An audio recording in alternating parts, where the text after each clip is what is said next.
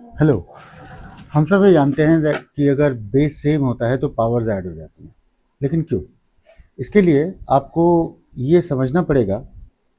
Fundamental definition जो exponent की होती है वो ये कहती है, अगर b to the power m हो जहाँ पे m एक इंटीजर है, तो इसका मतलब होता है हमें b को कंटिन्यूसली मल्टीप्लाई करना है।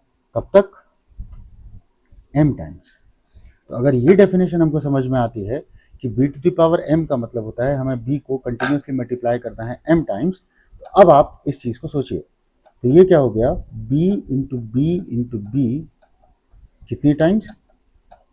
तो ये हमने मल्टीप्लाई किया साहब m times, then multiplied by b अब ये कितनी बार हो गया मल्टीप्लाई?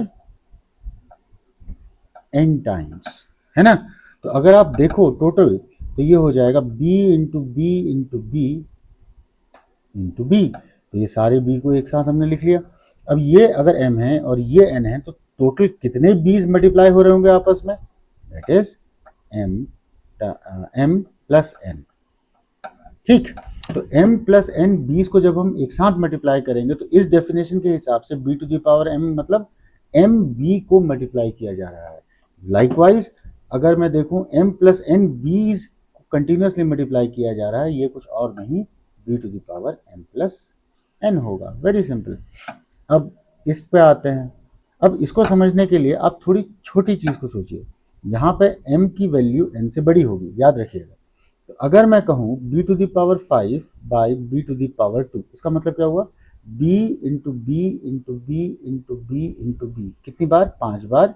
और likewise b into B 2 times b, तो ये 1 2 1 2 कितने बचे साहब? 3। So it is b to the power 3, मतलब b to the power 3 means it is 5 minus 2, मतलब 5 b's में से मैंने 2 b हटा दिए, तो जो बचा दैट इज द आंसर।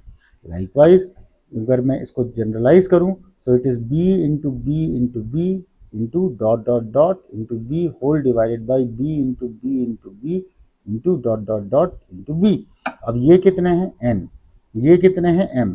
तो ये कैंसिल होना चालू हो जाएंगे यहाँ से। सो कितने कैंसिल हो जाएंगे? n कैंसिल हो जाएंगे, तो बचे कितने?